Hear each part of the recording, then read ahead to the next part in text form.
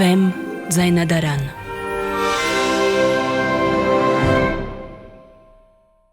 Հարգելի ունկնդիրներ, Վեմ ռադիոկայանի ֆոնդից ձեզ ենք ներկայացնում ձայնագրություն հոգևոր զրույցներ հաղորդաշարից։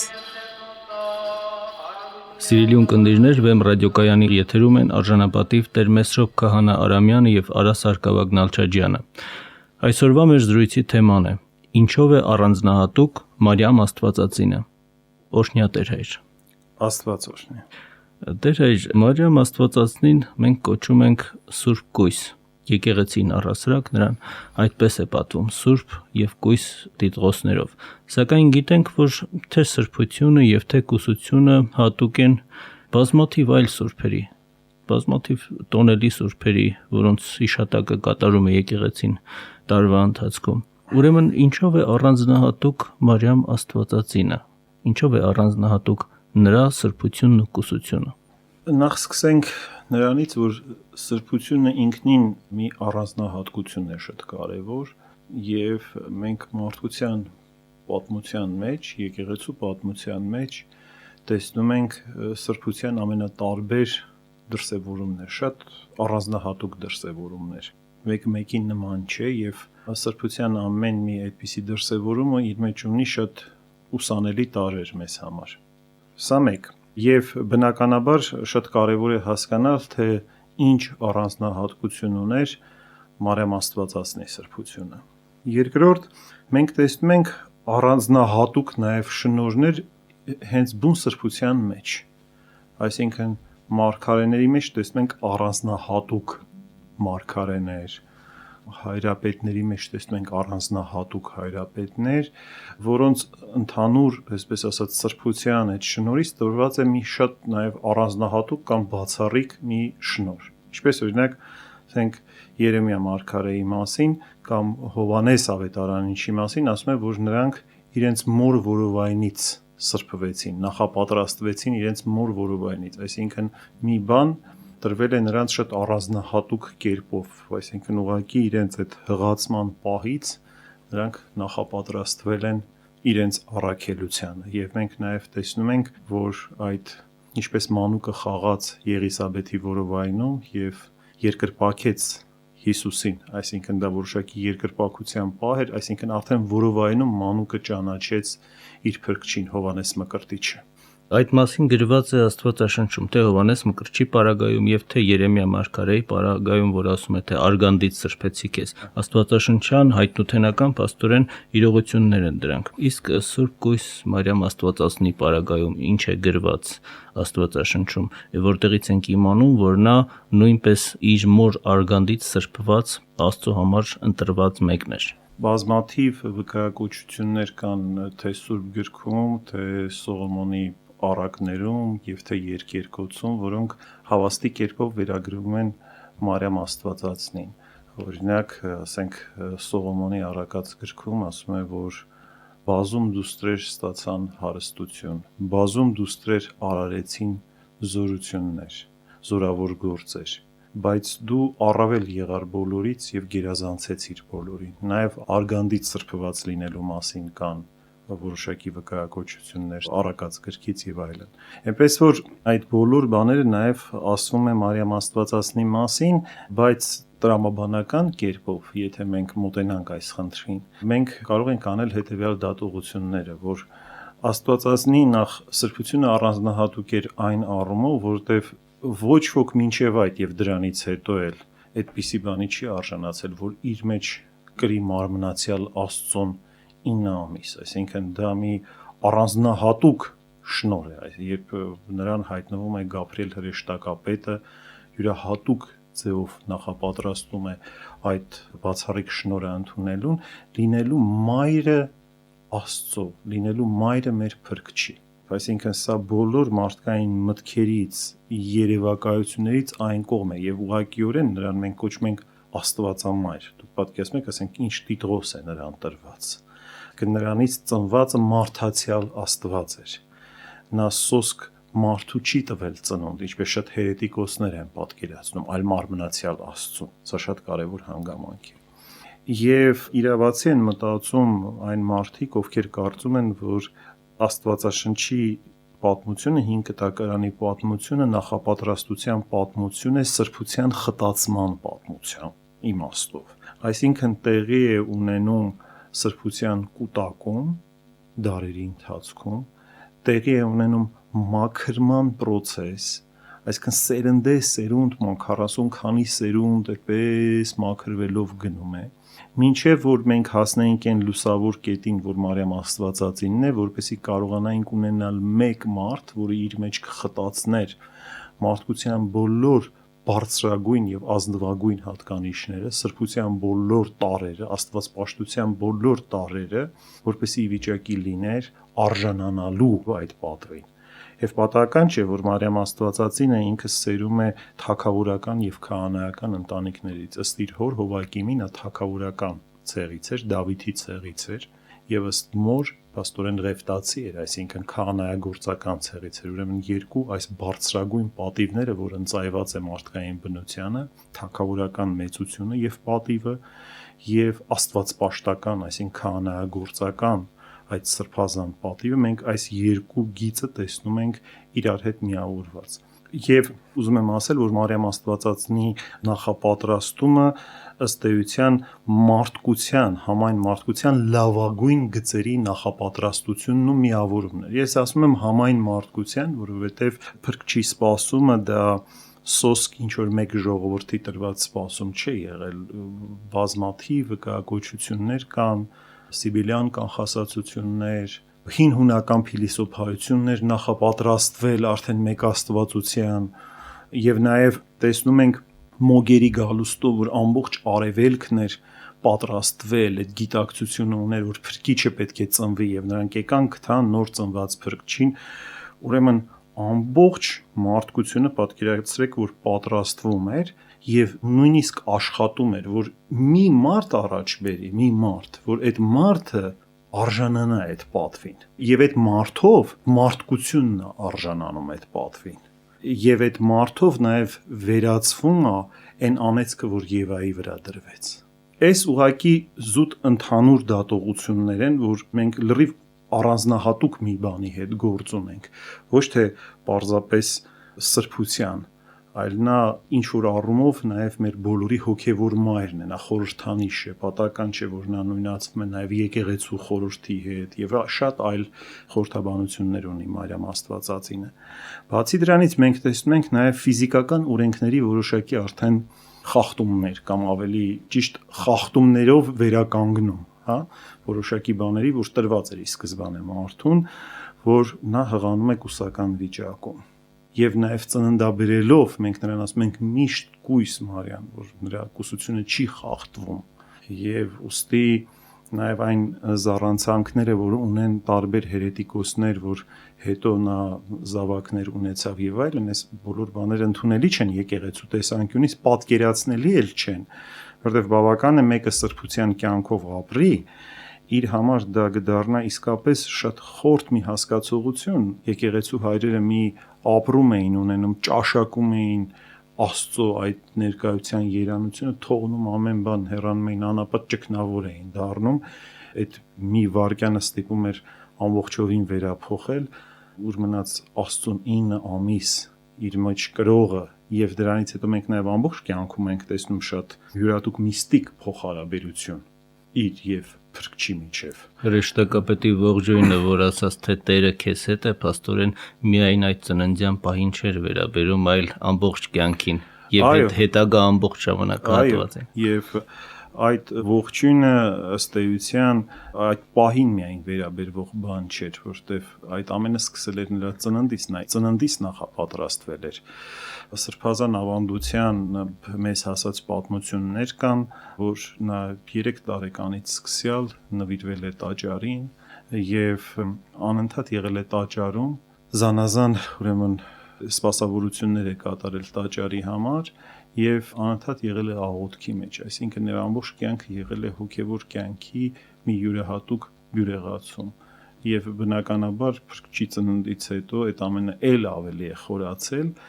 Եվ արդեն Փրկչի մահվանից հետո Մարիամ Աստվածածինը 48 տարեկան էր, նա եւս 12 տարի մնում է որպես մխիթարություն առաքյալների համար։ Ասում եմ որպես մխիթարություն, որտեղ մենք տեսնում ենք, որ վերջի հրահանգը, որ Փրկիչը տալիս է խաչի վրա,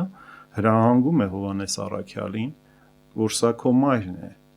եւ որպես կխնամ ես։ Այդ հրահանգը Հովանես առաքյալին ուղված, սոսկ Հովանես առաքյալին չէր ուղված։ Դա ուղված էր առաքյալների դասին։ Եվ տեսնում ենք պատմությունից, որ Աստվածածնի մոտ են հավաքվում առաքյալները առհասարակ, կենտրոնը նա էր։ Եվ Հովանես Ավետարանչի տունը վերածվում է մի վանքի ուղակի, այնտեղ ոչ միայն առաքյալներն են հավաքվում, այլ նաև այդ տան շուրջ հավաքվում են բազմաթիվ ճկնակյաց կույսեր եւ սուրբեր։ Նա Աստվածածինը դառնում է որոնց համար մեծագույն մխիթարություն, մինչև իր վերափոխումը այս աշխարհից, որի տոնը մենք տոնեցինք անցյալ կիրակի, որ մեր եկեղեցու կարևոր տաղավար տոներից մեկն է։ Եվ որի խորհրդի մեջ գտնվում ենք նաև այժմ։ Ուրեմն տեսնում ենք, որ Աստվածածնի ծնունդը առանձնահատուկ է եղել, այսինքն նախապատրաստվել է Սուրբ Հոգուց։ Տեսնում ենք, որ Փրկչի ծնունդը Աստվածամոր միջոցով տեղի ունենում օրենքների որոշակի արդեն խախտումով, այսինքն կամ դրանց միջոցով վերականգնվում է մարդու նախաստեղծ անեղծ վիճակը։ Եվ նաև տեսնում ենք, որ նրա մահն է եղել նույնքան զարմանահրաշ, որովհետև նա մարմնով վերափոխվեց երկինք եւ Աստվածածնի օրինակով Տերը ցույց տվեց նաև հարության օրինակը, թե ինչ է լինելու մարդկանց հետ, որտեվ դա արդեն մարդու հետ կատարվեց։ Այսինքն մի անգամ դա տեղի է ունեցել Փրկչի միջոցով եւ իրավամբ նա անվանվում է Անդրանիկը, մեռելների հարության Անդրանիկը, բայց զուտ մարդկային իմաստով, այսինքն մարդու իմաստով դա արդեն կատարվել է Աստվածամոր հետ։ Սա եւս մեկ շատ կարևոր առանձնահատկություն։ Այստեղ կան նաև շատ գեղեցիկ պատմություններ, օրինակ մեզ է հասել Դիոնեսիոս Արեոպագացու նամակները Աստվածամոր մասին, ինքը նկարագրում է, որ շատ փափագում էր տեսնել Աստվածամորը իր կենդանության օրոք եւ ի վերջո իրականանում է նրա երազանքը եւ գալիս ու տեսնում է Աստվածամորը եւ շատ գեղեցիկ նկարագրություն է, նույնիսկ բառերով վերարտադրել է այդ պատմությունը շատ դժվար է, թե ինչեր է նա ապրել Աստվածամորը տեսնելիս, սրբության ինչ երանական զգացողություններ է ունեցել եւ դա նա այնպես է նկարագրում, կարծես իր երկրի վրա իր տեսած եւ ապրած ամենաբարձրագույն ոնց որ պահը։ Եվ այդ նամակը պահպանված է Պավել Ֆլորենսկու Ստոլպի утверждение истины, ճշմարտության հաստատությունը եւ սյունը շատ կարեւոր աշխատասիրության մեջ, եւ ցանկացողները կարող են կարդալ այդ նամակը, խորհուրդ եմ տալիս, որտեղ իսկապես եզակի շնչով գրված մի նամակ է։ Ուրեմն մենք տեսնում ենք Աստվածամոր կյանքում բազմաթիվ բարձրագույն առանձնահատկություններ, որոնք ի վերջո իրենց ոնց որ գագաթնակետին են հասնում նրա ննջմամբ եւ նրա վերափոխմամբ դեպի երկինք եւ առաքյալները, ուրեմն սրբազան ավանդությունը մեզ ներկայացնում է, որ առաքյալները տեսան ոչ թե ինչ որ մի հրեշտակ եկավ ուղեկցելու Սուրբ Կույսին, այլ երկնքից ինքը Քրիստոս իջավ հրեշտակների ուրեմն գնդով եւ բարձրացրեց իր մոր հոգին դեպի երկինք, որը արեգակի պես փայլող, այսպես լույսի տեսքով բարձանում էր, խաչանման լույսի տեսքով բարձանում էր դեպի երկինք եւ այդ տեսիլքին ականատես են եղել բոլոր առաքյալները։ Եվ ամենևին պատահական չի այն պատիվը, այն յուրահատուկ վերաբերմունքը, որ հավատացյալները, որ եկեղեցին ընծայում է Աստվածածնին, մեր սրբազան պատարագը սկսում է Աստվածածնի բարեխոսությանը դիմելով։ Եվ յուրաքանչյուր աղոթող մարդ, յուրաքանչյուր Աստվածապաշտ մարդ ներքուստ գիտի ով է Աստվածամայրը իր համար իր սքանչելի բարեխոսությամբ։ Եվ կարծեմ, թե հենց նորուխտն ինքը առհասարակ սկսվում է Սրբոյի Աստվածածնով, որը հանդիսացավ այն անոթը, որ ծնունդ տվեց Հիսուս Քրիստոսին, որը եւ հենց նորուխտի նոր կտակարանի ժամանակաշրջանի սկիզբն է։ Եվ այն փաստարկները, որ դուք բերում եք Տեր հայր, վերաբերում էին հին ուխտին, երբ սրբությունը այդպես կուտակվելով, խտանալով, ուժ գնանալով հասնում է այն աստիճանի, որ ահա ծնունդ է առնում Մարիամ Աստվածածինը, Մարիամ կույսը, որը հետո պիտի դառնար Աստվածածին, ծնունդ տալով Աստծո միածին որդուն Հիսուս Քրիստոսին։ Սակայն եթե հայացք նետենք նոր ուխտի ժամանակաշրջանին, արդեն քրիստոնեական ժամանակաշրջանին, տեսնում ենք, որ մկրտությամբ մարդը ազատվում է սկզբնական մեղքից։ Ուրեմն, եթե հին ուխտի հետ ենք համեմատում, տեսնում ենք, որ Աստվածածնի սրբությունը գերազանց մի բան էր հին ուխտի ժամանակաշրջանի բոլոր տեսակի սրբությունների համեմատ։ Իսկ նոր ուխտի այդ տեսակի սրբության հետ եթե համեմատենք, ունի արդյոք յուրահատկություն Մարիամ Աստվածածնի սրբությունը։ Շատ աստվածաբաններ, այդ թվում նաև Սուրբ Գրիգոր Տաթևացին, պնդում են, որ Աստվածածինը ազատված էր սկզբնական մեղքից եւ այդտեղ իրենք չեն տեսնում որևէ հակասություն մկրտության շնորհների հետ եւ նաեւ չեն տեսնում որևէ նսեմացում մկրտության խորհրդի, որովհետեւ եթե դիտելու լինենք այդ շնորհների ազդեցությունը նաեւ իրենց հակառակ ուղղության մեջ, մենք կարող ենք ասել, որ Աստվածածինը խիստ որոշակի կերպով կապված էր եղել այդ շնորհներին, որ տեղի էին ունենալու Տիրոջ հետ։ Նախ որովայնից սրբված լինելու հանգամանքը եւ երկրորդը, որ ինքը մի աստիճան ավելի բարձր էր, քան այն մարդիկ, որոնց մասին ասվում է, որ որովայնից սրբված են, որտեղ ինքը ուներ առանձնահատկություն, մենք տեսնում ենք, որ բնական օրենքները, որոնք ապականության հետևանք են եւ նաեւ սկզբնական մեղքի հետևանք են, այդ օրենքները չեն աշխատում Աստվածածնի պարագային, այսինքն ուսուցության փաստը։ Նաև մենք տեսնում ենք, որ եւ նրա մահվան մեջ մենք տեսնում ենք արդեն այլ երևույթներ, անապականության երևույթներ։ Ուրեմն հետեւաբար այն իրավիճակը, որ առաջացել է նախաստեղծների անկման հետևանքով եւ սկզբնական մեղքի ներգործությունները, որ առկա են մարդկային կյանքում, մենք չենք տեսնում Աստվածամոր պարագայում։ Եվ երկրորդ եւ Աստվածածինը ըստ եկեղեցու հայրերի երկու անգամ է սրբվել Սուրբ Հոգու կողմից, մեկ իր ծնունդով եւ երկրորդ արդեն Գաբրիել հրեշտակապետի ավետումով եւ դրանից հետո նաեւ արդեն այդ հրեշտակապետի ավետումով հղանալով եւ իր մեջ կրելով Աստծուն։ Այսինքն Սուրբ Հոգու եկավորությամբ է սրբվել, գալստությամբ է սրբվել։ Ուրեմն դրանց ներգործականությունը համաձայն մեկնաբանությունների կասեցվում է իր Աստվածամոր հղությամբ եւ դրանց արդեն ֆունկցիոնալությունը այդ մեղքերի վերջնականապես կանգ է առնում իր Սուրբ Հոգուց հղանալով։ Այլ կերպ ասած, Աստվածածնի այդ սկզբնական մեղքից ազատ լինելու այդ process-ը պետք է դիտել մի այսպես դինամիկ հարթության մեջ։ Դա ինչ որ մի process է, այսինքն այնքանով, ինչքանով որ ես եմ հասկանում մեր հայրերի մեկնաբանությունը, որը սկսում է իր հղությամբ եւ ավարտվում է արդեն Սուրբ Հոգուց մեր Տեր Հիսուս Քրիստոսով հղանալով։ Եվ այդ ամբողջ process-ի ընթացքում Աստվածածինը վերջնականապես ազատագրվում է, այսինքն սկզբնական մեղքի բոլոր ներգործություններից եւ պատրաստ է լինում դառնալու անապական անոթը, անապականապես իրենից ծնվողի։ Եվ պաստորեն զարմանալի չէ, որ մենք թեև քրիստոնյա ենք, թեև մկրտված ենք եւ սկզբնական մեղքից մաքրված, բայց այդուհանդերձ մեր կյանքի ընթացքում դարձյալ շարունակում ենք մեղանչել, ընկնում ենք մեղքի մեջ, իսկ Սրբույի Աստվածածնի մասին եկեղեցու հայրերը տալիս են այն բացատրությունը, թե նա առհասարակ որևէ կերպ չմեղանչեց, ոչ գործով, ոչ խոսքով, ոչ անգամ մտքով, քանի որ նրանում բացի այդ սկզբնական մեղքից զերծ լինելու վիճակից, որը հատուկ է բոլոր քրիստոնյաներին, մկրտված քրիստոնյաներին, առհասարակ մեղքի արմատը նրանում չորացած էր եւ վերցված էր եւ բացարձակապես անմեղ մի կյանքով ապրեց։ Մահացու մեղքերի այսպես ներգործականությունը նրա մեջ կասեցված էր եւ դա փաստորեն կասեցված էր նաեւ այն պատճառով, որ ինքը ուներ շատ կարեւոր մի յուրահատկություն, այսինքն ազատագրված էր մեղքի արմատից, այդ սկզբնական մեղքից եւ ազատագրված էր, տեսեք, մկրտության շնորհով մենք ազատագրվում ենք, բայց այդ արմատները հետո մնում են ու սկսում են մեր մեջ աշխատել։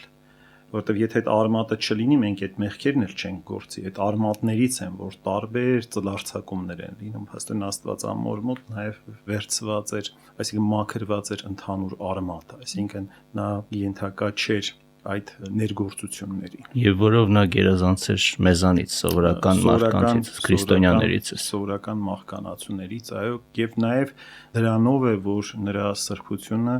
ունի շատ լուրջ առանձնահատկություն։ Դեք իմը վերադառնալով սրբությանը, ես պետք է ասեմ, որ միգուցե մեզ լսում են մարդիկ, որոնք այդքան էլ լավ չեն հասկանում, թե ինչ է սրբությունը կամ չեն ընդունում։ Գիտեք, կան որ ընդհանրապես մարդիկ, որ չեն ընդունում սրբություն, սուրբերին չեն ընդունում, սուրբերի նկատմամբ հարգանքը չեն ընդունում։ Հոգևոր տեսանկյունից բացարձակապես անհնար է պատկերացնել հոգևոր կյանքը առանց սրբությունը ընդունելու, առանց ընդունելու, որ դա հնարավոր է մարդկային բնության համար։ Որտեւ այդ շնորհները ինչ որ ձևով աշխատել են, չէ՞ պատմության մեջ, ինչպես են աշխատել, ինչ արդյունք են տվել, ինչի համար է Տերը ասում, որ ես կգնամ եւ այն ինչ որ արեցի դուք էլ կգործեք եւ դրանից ավելի մեծամեծերը կգործեք։ Եվ դա ասում է մարդացյալ Աստված։ Գործվեցին այդ Տիրոջ ասած այդ խոսքը իրականացավ, որտեղ, երբ, ում կողմից, ովքեր եղան այդ մարդիկ։ Եվ դրա համար մենք խիստ որոշակի կերպով խոստովանում ենք հավատքի դավանության մեջ Սուրբ Հոգու մասին, որ բնակվեց սուրբերի մեջ։ Այդ սուրբերի մեջ բնակվելու պահը ամենակարևոր առանձնահատկությունն է եկեղեցու։ Եկեղեցին դա դարերով սրբության կուտակման process է։ Առանց այդ սրբության կուտակման, սրբության իրագործման հնարավոր չէ պատկերացնել եկեղեցին։ Եկեղեցին մի վայր է, ուր միշտ գործում է Սուրբ Հոգին, ուր կատարվում են շնորհաբաշխություններ եւ ուր տեղի են ունենում սրբության այդպիսի զարմանալի դրսևորումներ։ Նայելով սուրբերի կյանքի վրա մենք հասկանում ենք, որ այդ սրբությունը մեզ համար հնարավորություն է։ Բայց մենք ունենք մեկ շատ ավելի կարևոր առանձնահատկություն, մենք հաղորդակցվում ենք այդ սուրբերի հետ։ Եվ սրբվելով միմյանց հետ ենք հաղորդակցում, դա կոչվում է սուրբերի հաղորդություն։ Այդ արտահայտությունը կա նոր կտակարանում հաղորդությամբ են սրբոց, սուրբերի հաղորդությամբ։ Եվ սա շատ կարևոր է, որ մենք ունենք կենթանի շնորհական եւ բարեխոսական փոխհարաբերություն սուրբերի հետ։ Առանց սուրբերի, առանց նրանց ներկայության մեր կյանքում մենք չենք կարող ընդհանրապես մարդկային կյանքը պատկերացնել եւ հասկանալ։ Մեզ այդ շատ բաներ են կատարվում նրանց երկնավոր բարեխոսությամբ։ Եվ նրանց բարեխոսությունը մերժելը, նրանց գոյությունը մերժելը դա ոչ միայն սոսկալի մի հանցագործություն է, այլ նաև նշանակում է ընդհանրապես կապ չունենալ նոր կտակարանի եւ մեր Տեր Հիսուս Քրիստոսի ուսմունքի հետ, չհասկանալ թե այդ ուսմունքի էությունը ինչ է։ Այդ ուսմունքը ունի մեկ նպատակ՝ սրբություն, եւ ուղղորդում է մարդուն դեպի սրբություն։ Իսկ եթե դու սրբությունը չընդունես, սուրբերին չընդունես, ինչպես ես դու գնալու այդ սրբության ճանապարհով։ Եվ այդ սրբությունը իսկապես զարմանահրաշ դրսևորումներ է ունեցել սուրբերի կյանքում եւ մասնավորապես սրբուհի Աստվածածնի կյանքում, որ ինչպես բացատրում են եկեղեցու հայրերը, այդ սրբության դրսևորումներից մեկն էր նրա զարմանահրաշ կուսությունները, իսկապես զարմանահրաշ, քանի որ ասում են գույս թե նախքան հղությունը, թե այդ հղության ժամանակ եւ թե որ առավել զարմանալի է մեզ սովորական մահկանացուներիս համար հետ ծննդյան։ Դա ինչ հանգամանք է Տեր հայր, խնդրեմ փոքր-ինչ բարձրաբանեք։ Մենք տեսնում ենք անապական կյանքի, անախտ կյանքի արդեն որոշակի ցուցադրումներ Աստվածամոր մեջ։ Այսինքն վերականգնումը ընկած մարդկության։ Վերականգնումը Եվայի անեծքի վերացումն ենք տեսնում Աստվածամոր միջոցով։ Եվ դրանք այդ բոլոր երևույթները պատահական չեն։ Այսինքն մարդկությունը կոչված էր անախտ կյանքի եւ նաեւ անախտ ծնելիության էր կոչված բազմացման, բայց քանի որ ընտրեց մեղքի ճանապարհը, նաեւ ընտրեց մեղքով բազմանալու, ցավերով բազմանալու, տրտմությամբ բազմանալու ճանապարհը։ Եվ որոշակիորեն Մարգարեն ասում է. մեղքով հղացավ ինձ իմ մայրը եւ ծնեց ինձ։ Այսինքն որ հատուկ է առասարակ բոլոր մարդկանց, այո։ Ոչ թե մեղքով հղացավ, որովհետեւ անօրինական ծնունդ էր Քավլիցի, այլ պարզապես որ մարդկային սերնդագործությունն է մեղքով եւ այդ սկզբնական մեղքի զորությունը, ադամական մեղքի զորությունը այդ սերնդագործության մեջ աճում է։ Այդ աճը եւ այդ ծնունդը ցավերով եւ տրտմությամբ է, որը արդեն բարձվում է, վերացվում է մեզանից Աստվածամոր օրհնությամբ, արդեն մեր Տեր Հիսուս Քրիստոսի փրկagorցությամբ վերացվում է, վերականգնվում է, բայց վերջնական վերականգնումը անապական կյանքի լինելու է գալիքում, երբ լինի երկրորդ գալուստը, բայց մինչ այդ մենք տեսնում ենք անապական կյանքի որոշակի դրսևորումներ, ասենք սուրբերի կյանքում, օրինակ մարմնի անապականության դրսևորում եւ այլ տարբեր երանգներ ենք մենք տեսնում, բայց Աստվածամոր արդեն դեպքում մենք տեսնում ենք դրա փառավորյալ վիճակը։ Իսկ ինչպես է դա հնարավոր առասարակ մնալ կույս ծնունդից հետո, ծնունդ տալուց հետո։ Գիտեք, դա իհարկե կատարվում է Աստծո որոշակի ներգործությամբ, ասում եմ, որ դա Սուրբ Հոգով է տեղի ունեցել։ Մենք չենք կարող հիմա մտնել ֆիզիոլոգիական դետալների մեջ, այսինքն եւ Աստված ամենակարող է եւ Աստված հնարավորություն ունի այդ ամենամարդու անապականությունը պահպանելու, առանց այդ օրենքները խախտելու, սերնդագործություն ապարգևի մարդուն։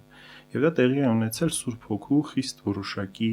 ներգործությամբ։ Ինչպես օրինակ Քրիստոս փակ դռներով մտնում էր եւ դա հրաշք էր նույնպես եւ նրա հրաշալի ծնունդը, այո, կարող ենք այդպես ասել։ Իհարկե։ Տերեժը, դուք խոսեցիք սուրբերի բարեխոսության մասին նաեւ։ Գիտենք, որ առասարակ բոլոր սուրբերն էլ բարեխոսում են։ Դա է վկայում եկեղեցու ուսմունքը այդ մասին։ Սակայն եթե մենք խոսում ենք Աստվածածնի առանձնահատկությունների մասին, այս առումով ինչով է առանձնահատուկ նրա բարեխոսությունը։ Նախ նա մեր բոլորի հոգևոր մայրն է։ Որտեւ եթե մենք Քրիստոսի եղբայրներն ենք,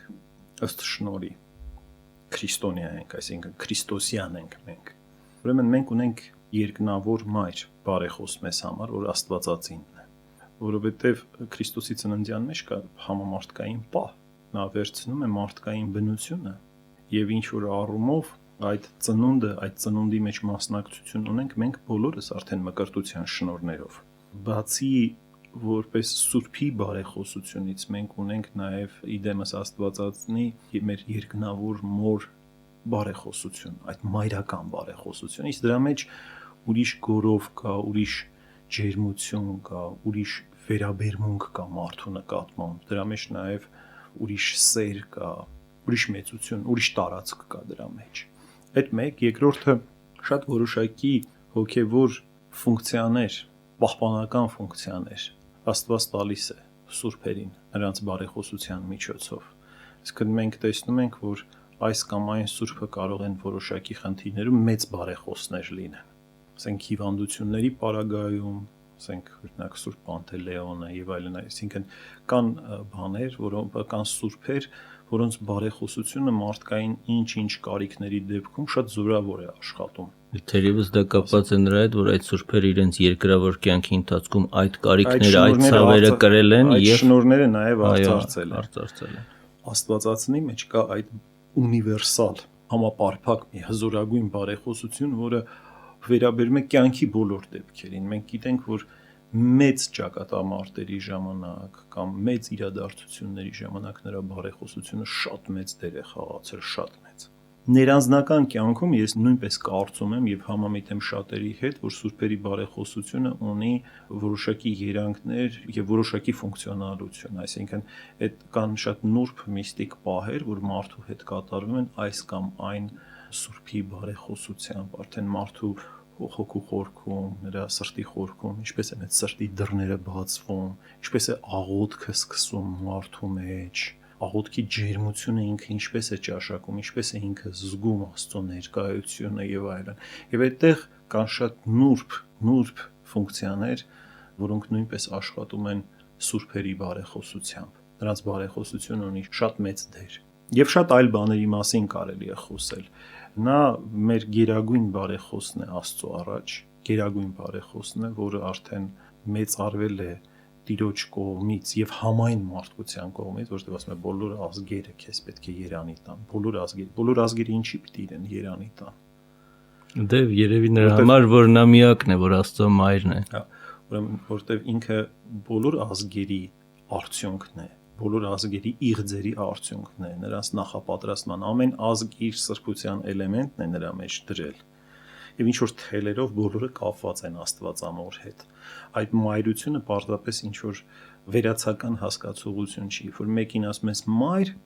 ուրեմն ինչ որ կապ ունես այդ մոր հետ ու ինչ որ բան է աշխատում, ինչպես մեր ոնց երկրավոր մայրերը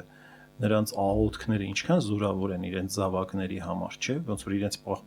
պահապան հրեշտակները լինեն, եթե իհարկե աղոթք են անում։ Ուրեմն երկնավոր մայրը ինչպես կարող է մեզ պաշտպանել իր պահպանական աղոթքներով եւ բարեխոսությամբ։ Եվ առասարակ մայր բառը արդեն իսկ ինքնին իրենով եզակիություն է ենթադրում։ Այո, եւ որտեվ մենք բազմաթիվ երկրավոր մայրեր, ամեն մեկս ունի իր մայրը, բայց մենք նաեւ միավորված ենք մեկ երկնավոր մորով։ Այդտեղ էլ նաեւ մեր մեջ է սկսում շատ յուրահատուկ հարազատություն, եղբայրություն եւ այլն։ Այս նաեւ մենք միավորված ենք այդ խորհրդով։ Մի խոսքով բազմաթիվ են խորհուրդները եւ այդ խորհուրդները գալիս ամփոփվում են նաեւ եկեղեցու խորհրդի մեջ, որտեվ Աստվածամայրը նաեւ խորհրդանիշն է եկեղեցու, որտեվ իր մեջ կրեց Քրիստոսին, ինչպես եկեղեցին է մարմինը Քրիստոսի։ Եվ եկեղեցին նախ եւ առաջ էկլեզիան է, դա Աստծո ժողովուրդն է, Աստծո ժողովրդի այդ միասնությունն է։